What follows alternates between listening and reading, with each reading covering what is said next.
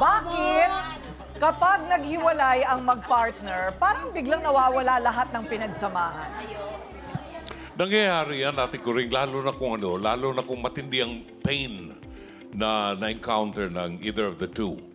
Kasi ang tingin ko rito, Ate Kuring, si Vicky, mas malalim yung emotional investment niya doon sa kanilang relasyon.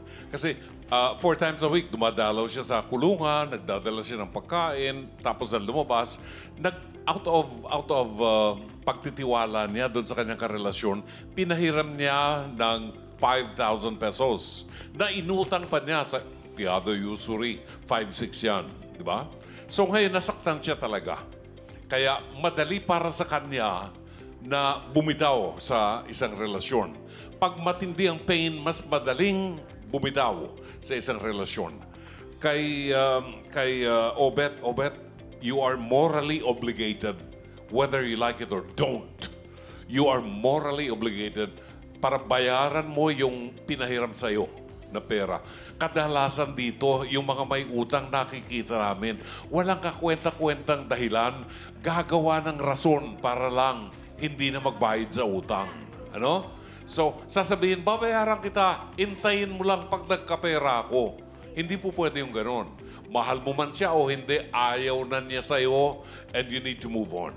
Ate Kuring. Okay, thank you very much, Dr. Love. Doc Camille, bakit parang mas madaling paniwalaan ang sabi-sabi kaysa yung pakinggan na lang ang side ng partner? Unang-una, no, pag meron nagsabi ng mga bagay-bagay na ganito, alam nyo, it takes about 30 to 1 minute lang para paniwalaan ng isang bagay na sinasabi. Ganun siya katindi. Kaya nga kumisan magugulat ka na... Lalo na kung pagtataksil. Yes. No?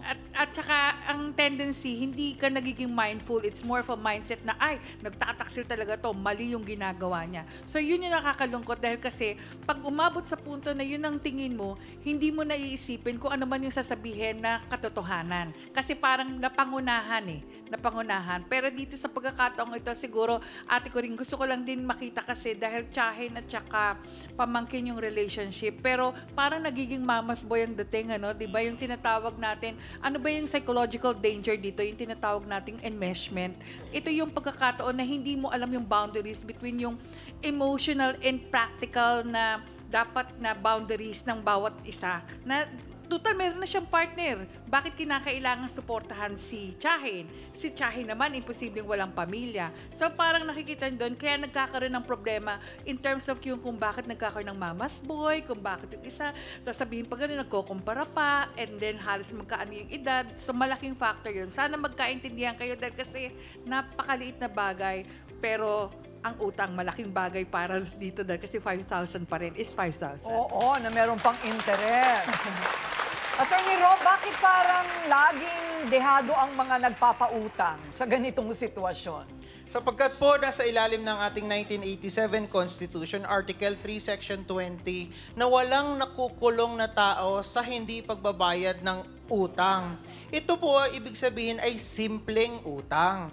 Pero sa sitwasyon ho natin nito, ay yung pong pagsusugar mommy na medyo common ho yan, na nakikita natin, sabihin na po natin na ganoon. Kung ganun ho ang pagkakataon, napapainlabin mo yung isang tao para ka makakautang, ibang usapan ho yun. You take an advantage doon sa vulnerability ng babae. Maaari pumasok ho yun sa economic abuse under VAUSI. At kung nang sugar daddy naman, at ganun din ang intensyon, ay maaari pumasok ho yan under the Revised Penal Code on Other Deceits. Panluloko pa rin ho yun. Doon may kulong. Ah, wow! My gosh! Ganun pala yun.